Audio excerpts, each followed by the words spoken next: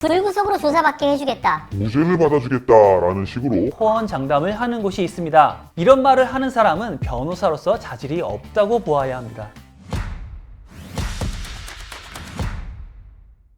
안녕하세요. 여러분을 형사사건에서 해방시켜드리는 변호사, 프리즌 브레이크의 형사전문 변호사 조승현입니다. 요즘 저희 사무실에 오는 분들 중에 이미 수사 단계에서 수임한 변호사에게 거의 사기를 당하고 1심 수임을 의뢰하시는 분이나 똑같이 1심 단계에서 당하고 2심 수임을 의뢰하시는 분들이 많습니다. 그런데 얘기를 들어보면 겹치는 부분이 있어서 제가 여러분들에게 변호사에게 사기 안 당하는 법을 알려드리겠습니다. 오늘은 피해야 할 4가지를 먼저 말씀드릴 테니까요. 지금부터 집중하세요.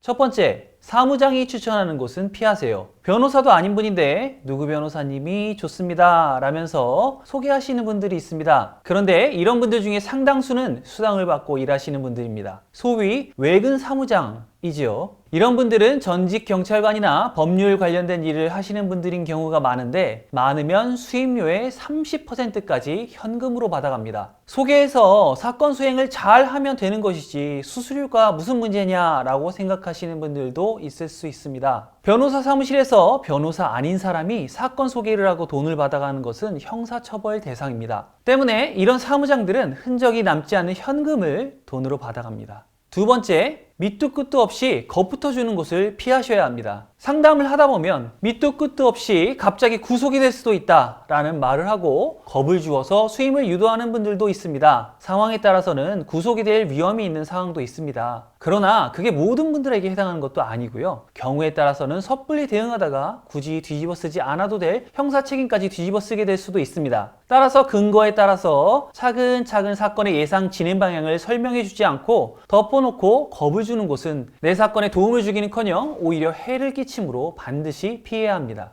세 번째, 수사기관에 아는 사람이 있다고 자랑하거나 전직 수사기관 직원을 과도하게 내세우는 곳을 피하셔야 합니다. 수사기관에 계시던 분들이 고문이라는 이름으로 계시는 곳이 있습니다. 이런 분들의 수사 경력은 분명히 존중받아야 합니다. 다만 그런 분들이 있고 얘기를 잘해서 사건을 무마할 수 있다라는 식으로 이야기를 하거나 이렇게 구체적으로 이야기하지 않더라도 은근히 영향력을 행사할 수 있다는 취지로 말하면서 사건을 수임하려고 하는 곳이 있습니다. 과거에는 모르겠으나 요즘은 이런 영향력을 행사하고 싶어도 경찰이나 검찰에서 받아줄 수가 없는 상황입니다. 본인의 일자리가 날아가는 것은 물론 형사처벌까지 받을 가능성이 있기 때문입니다. 심지어 피의자 측으로부터는 음료수 한 병도 못 받는 게 경찰관이나 검찰 수사관, 검사 신세입니다. 따라서 영향력 행사를 과도하게 내세우는 것은 의뢰인을 속여서 사건을 수임하거나 수임료를 올려받으려는 것으로 판단할 수 있습니다. 다만 수사기관에서 있었던 사람의 전문성을 적극 홍보해서 변론에 활용한다는 내용은 경청할 만한 이야기이고 그러한 전문성이 필요한 사건들도 있으므로 둘을 반드시 구분할 필요가 있습니다.